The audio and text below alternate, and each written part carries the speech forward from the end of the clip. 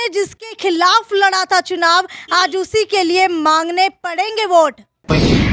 मेरे साथी जितने आज आए थे उनमें इस बात की नाराजगी जरूर थी।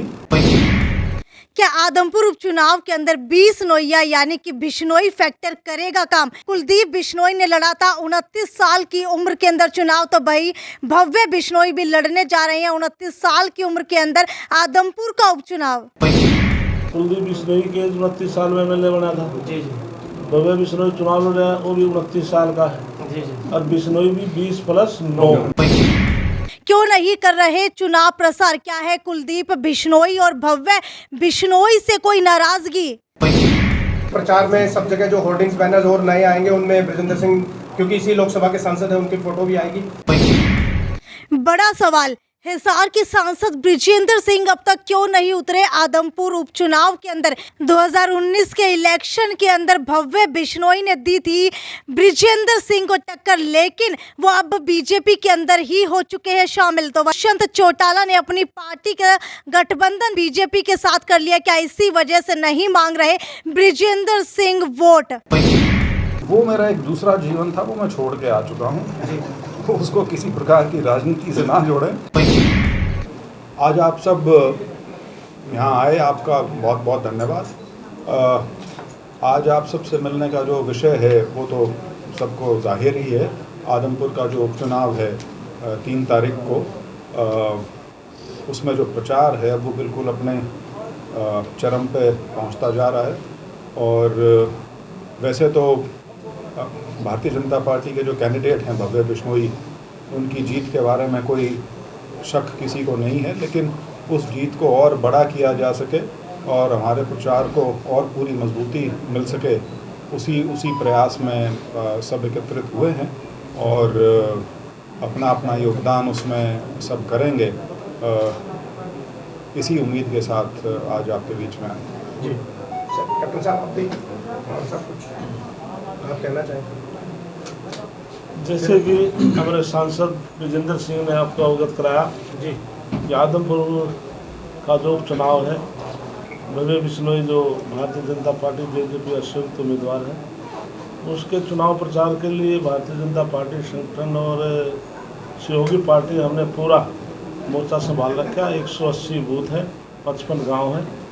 हर बूथ के ऊपर, हर गांव के अंदर हमारा जो पार्टी के पदाधिकारी है, वरिष्ठ साथी हैं, सबको हमने लगा रखे हैं। इवन क्या मिनिस्टर है, विधायक है, चुनाव लड़े हुए हैं, उन सबको हमने एक गांव भी वितरित किया है, जो गांव के अंदर ड्यूटी देकर के काम करें। और डेली हम फीडबैक लेते हैं। अब तक का जो 54 साल का जो रिकॉर्ड जो एक भजनलाल परिवार का वहाँ का जीत का रहा है, कि भव्य बिश्नोई उन सब रिकॉर्ड को तोड़ करके विजयी होगा। और लोगों के बीच में हम भी जा रहे हैं, पैदल डेली हम जाते हैं, तो लोगों की एक सोच है कि 26 साल से विधानसभा विपक्ष में है और भूपेंद्र सिंह हुड्डा जो आज वोट मांग रहा, तो इसका कार्यकाल 2005 में 2009 में 10 साल कांग्रेस की सरकार रही, भूपेंद्र सिंह हुड्डा मुख्यमंत्री रहे। और इस बात का मैं गवाह हूँ। मैं विधानसभा में विधायक था, लेकिन कांग्रेस की सरकार ने कोई 10 पैसे काम भी कोई आदमपुर के लिए नहीं किया। एक दो विशेष बात मैं कहना चाहता हूँ। भूपेंद्र हुड्डा ने होल्डिंग भी लगवाए हैं कि कुलदीप बिश्नोई ने रिजाइन इसलिए दिया है कि कांग्रेस पार्टी ने उदय भानु जो प्रेसिडेंट बनाया है वो दलित समाज का है, तो मैं सह नहीं पाए। मैं भूपेंद्र सिंह हुड्डा से एक बात पूछना चाहता हूँ कि कुमारी शैलजा हमारे समाज की हमारी बेटी है, हमारी बहन है, किस तरह से उसको जलालता के साथ उसने उसको डिमोलाइज करने का काम किया। अशोक तंवर हमारे समाज से हैं, किस तरह से उसको पिटाई करवाई, उसकी गर्दन तक तुलवाने का काम किया। क्या वो दलित नहीं थे? तो दलित का सम्मान किया तो भारतीय जनता पार्टी ने किया है। नरेंद्र मोदी, जेपी नड्डा, माननीय मुख्यमंत्री और ओम प्रकाश धनखड़, कृष्ण कुमार राज्यसभा में भेजने का कार्यकर्ता काम किया, दलित समाज का सम्मान किया, तो पूरा सर्व अनुसूचित सम्मान का तो भारतीय जनता पार्टी ने किया है। इसलिए हम लोगों बीच में जा रहे हैं तो लोग खुद मानते हैं कि कांग्रेस पार्टी सदा आदमपुर विधानसभा साथ भेदभाव किया है, इसलिए अनुसूचित जाति के समाज इकट्ठा होकर के वोट भव्य बिश्नोई के पक्ष में कर रहे हैं। तब एक सवाल दो करो नाराज भी नहीं होना। प्रधानमंत्री मोदी तो कहते हैं परिवारवाद हटाओ हटाओ। आदमपुर में परिवारवाद एक ही परिवार में मिलता है हर बार प्रत्याशी, बाहर से क्यों नहीं मिलता? इसके लिए प्रजातंत्र में हर व्यक्ति को नहीं, वो तो है, चुनाव मोदी जी लड़ने का बताइए। अधिकार है। और ये कांग्रेस पार्टी के लोग ये कहते हैं कि भव्य बिश्नोई तो विदेश से पढ़ के आया है, एमएलए बने फिर विदेश में चला जाएगा। तो भूपेंद्र हुड्डा से पूछने वाला हो, जो दीपेंद्र हुड्डा विदेश में था, सीधा आकर राज्यसभा क्यों दिलाई थी? दूसरे के ऊपर तो लांछन लगाते हैं, खुद अपने गिरबान में झांकर भी देखें, क्या दीपेंद्र हुड्डा विदेश में पढ़ के नहीं आया था? सर क्या कारण है कि माननीय सांसद ब्रजेंद्र सिंह जी अभी तक चुनाव प्रचार से दूर थे? बिल्कुल कोई ब्रजेंद्र सिंह चुनाव प्रचार से दूर नहीं थे। तो पैरेलल हमारे दिल्ली में जिस प्रकार से राज्यसभा लोकसभा की हमारी कमेटी गठित थी, ये कमेटी के टूर में गए थे बात, तो जैसे उसे फारिग हुए थे लोकसभा की कमेटी से, जैसे मैं रेलवे बोर्ड का मुझे सलाहकार समिति सदस्य बनाया है, पावर का बनाया है, मुझे भी कल जाना पड़ेगा, पार्लियामेंट की पावर कमेटी की मीटिंग है। तो इसलिए एमपी और राज्यसभा दोनों के प्रधानमंत्री एक जो भी एमपी जिस कमेटी के सदस्य हैं मस्ट कर रखा है नरेंद्र मोदी जी ने, कोई भी एमपी चाहे लोकसभा चाहे राज्यसभा का वो मीटिंग को ड्रॉप नहीं करेगा, 100% मीटिंग में आएगा। इस वजह से व्यस्त थे और रात ही आकर के खुद आएगा प्रेस की कार्यकर्ताओं को बुलाया और 28 तारीख को 1 बजे बीजेपी कार्यालय में प्रेस कॉन्फ्रेंस करेंगे और 2 बजे पूरे जो समर्थक हैं सारे वहाँ पर मीटिंग करके और रात दिन एक करके भव्य बिश्नोई को बहुत भारी मत से जिताएंगे। क्योंकि एमपी साहब आपसे जानना चाहेंगे कि जो आदमपुर का उपचुनाव है केवल बीजेपी का है या बीजेपी और जेजेपी का साझा उपचुनाव? नहीं, साझा है और इसमें किसी को कोई शक नहीं होना चाहिए, क्योंकि चाहे अजय सिंह जी हों या दुष्यंत हों, उनके बयान हैं सबके। लेटेस्ट तो कल का ही है मेरे ख्याल से, जब सिरसा में उन्होंने अपने कार्यकर्ताओं की मीटिंग की है, जहाँ पे कहा गया है कि हमने पहले भी जितने उपचुनाव हुए हैं पूरी तरह से गठबंधन का जो धर्म है वो निभाया है और इस चुनाव में भी उनके जितने भी साथी हैं, पार्टी के जितने उनके लोग हैं, वो सारे के सारे बीजेपी उम्मीदवार को जिताने के लिए काम करेंगे। नामांकन के दिन के अलावा अभी तक आदमपुर हल्के में जेजेपी का कोई भी कार्यकर्ता से लेकर बड़ा नेता कोई भी आज तक नजर नहीं आया और लगातार बीजेपी ऑफिस में जब प्रेस कॉन्फ्रेंस होती रही है उसमें हमेशा ये कहा गया कि दिवाली के बाद से जो है जेजेपी के कार्यकर्ता व नेता जरूर शामिल होंगे, पर अभी तक कोई भी नजर नहीं आया। नहीं, अब मैं जेजेपी के नेताओं की हाजिरी पे तो टिप्पणी करने की स्थिति में मैं तो नहीं हूँ, लेकिन हाँ ये बात ज़रूर है कि अब आने वाले जो 6 दिन हैं प्रचार के, उसमें मुझे पूरा विश्वास है कि सभी लोग उसके अंदर आएंगे और अपना योगदान उसमें देंगे। कैप्टन साहब आपसे एक सवाल है कि जैसा कि जो जेजेपी का वोट बैंक था, जेजेपी का कैंडिडेट था पिछली बार, 16,000 वोट मिले थे रमेश गोदारा, तो इनेलो अब ये प्रचारित कर रही है कि भाई ये कोर वोट बैंक हमारा था, जेजेपी का कैंडिडेट लड़ नहीं रहा है, ना वो मैदान में आ रहे हैं समर्थन करने के लिए भव्य बिश्नोई का, तो ये वोट बैंक हमारा है और ये वोट हमारे को मिलेगा। इस पर आपकी क्या प्रतिक्रिया? वो विपक्ष में है और विपक्ष वाले इस प्रकार के भ्रमित करने वाले सारे बयानबाजी करेंगे। आपको ध्यान होगा, आप तो पहले दिन से वहाँ कार्यालय में है, भारतीय जनता पार्टी ने 1 लाख मतों का लक्ष्य ले रखा है और जब कैलकुलेशन की जाती है तो ये 16,000 तो इसको और ज़्यादा ऐड कर देते हैं, तो बहुत भारी मत के साथ भव्य बिश्नोई जीतेंगे और ये सारा विपक्ष का बरगलाने की एक बात है। एक सवाल विजेंद्र जी से पूछना है, वो ऐसी आपको पता है जिन दिनों चल रहा था कि कुलदीप आएंगे बीजेपी में, आदमपुर की सीट मांगी या हिसार का लोकसभा की सीट मांगी, आप कहाँ अपने आप को सुरक्षित समझते? देखिए जी, सुरक्षित या असुरक्षा की भावना उसे हो जिससे अपने ऊपर विश्वास ना हो। मुझे ऐसी कोई ना अपने बारे में कमज़ोरी का ज्ञात है और ना मैं इस प्रकार की किसी भावना से ग्रस्त हूँ। ये राजनीतिक चीज़ें हैं, बीजेपी बहुत बड़ी पार्टी है, इसमें यदि कोई आता है वो पार्टी का होने के लिए आता है, ये नहीं है कि पार्टी के साथ कोई नेगोशिएट करके आ सके। आज के दिन ये स्थिति मैं नहीं समझता कि किसी की है कि वो बीजेपी जैसी पार्टी से नेगोशिएट कर सके। ना विश्वास की बात नहीं, मैं इस तरह की बातों में ध्यान ही नहीं देता। आज आदमपुर हल्के में पंजाब के सीएम आम आदमी पार्टी से लगातार दौरे कर रहे हैं और कई कार्यक्रम भी हैं। इनके इस कार्यक्रम को देखते हुए आप क्या मानते हैं कि आम आदमी पार्टी का कुछ ग्राफ बढ़ेगा या कोई नुकसान बीजेपी को होगा? देखिए, आम आदमी पार्टी से तो पंजाब के सीएम आए या उनके राष्ट्रीय अध्यक्ष केजरीवाल जी आए, उनसे तो हरियाणा की जनता एक ही सवाल पूछती है कि भैया आप लोग ये फैसला तो कर लो कि आप कौन से प्रदेश के हो, किस प्रदेश के हित हैं जिनकी आप रक्षा करोगे या जिनकी आप हिमायत करोगे या जिनकी आप वकालत करोगे। पंजाब में जाते हैं तो एक भाषा बोलते हैं, हरियाणा में आते हैं तो दूसरी भाषा बोलते हैं। तो इस तरह का जो राजनीतिक दोगलापन है ये लोगों को कुछ समय तक तो भ्रमित कर सकता है, लेकिन जो जनता है वो राजनीतिक रूप से बहुत जागरूक है और ख़ास तौर पर जो संवेदनशील मुद्दे जितने होते हैं उनको तो भली भांति समझते हैं और यही स्थिति यहाँ पे हुई है। लोगों को समझ में आ चुका है और मैं सिर्फ बड़ी बातें करने का मुझे शौक़ नहीं है, लेकिन मैं आज आपको कह के जाता हूँ, आप 6 तारीख को जब नतीजा आएगा तो इस पार्टी की वोट देख लेना आप कितनी आएंगी।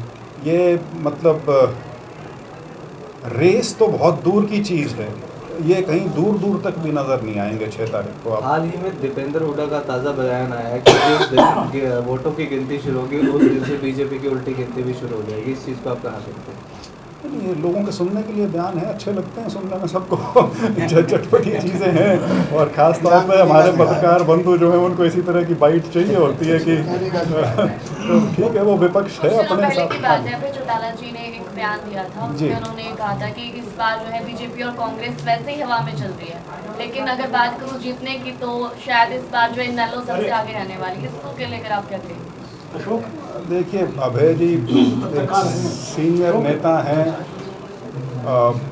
उनके बारे में मैं कोई ऐसी बात नहीं कहना चाहता जो हल्की हो, लेकिन आज के दिन इनेलो का वजूद क्या है वो जग जाहिर है, उसमें कोई बताने की बात नहीं है।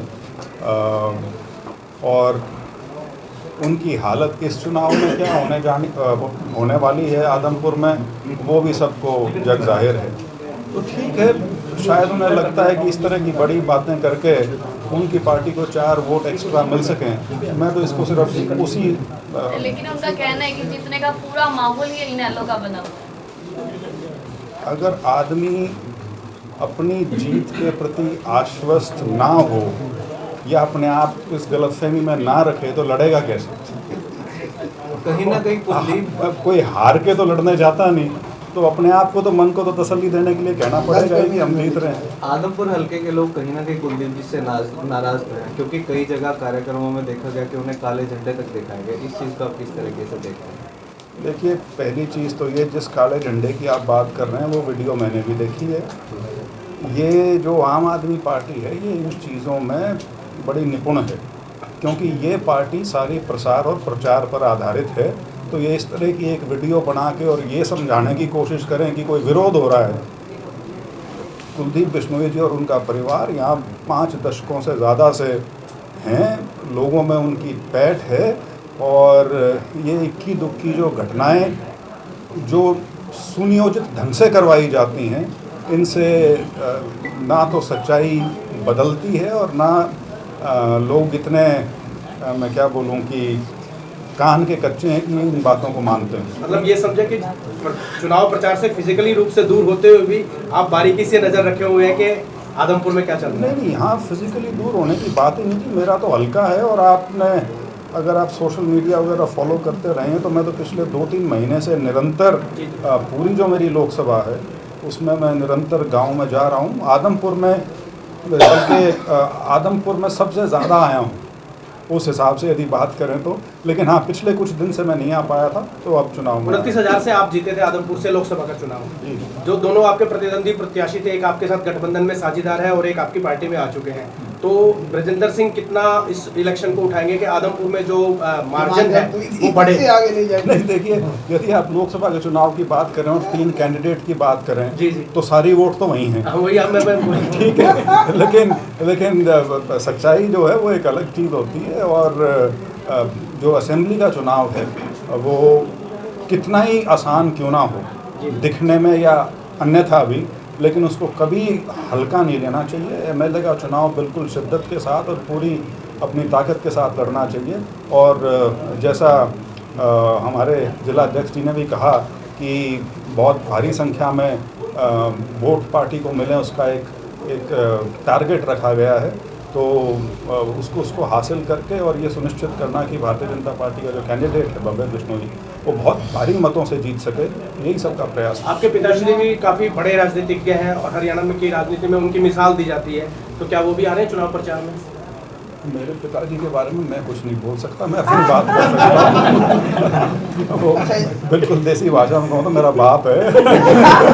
बाप होनी से पूछना। अच्छा ये बताइए, शिक्षा के लिए जैसे स्कूलों को बंद करने का मामला पूरे हरियाणा में भी उठ रहा है, आदमपुर में सबसे अब ज़्यादा उठ रहा है।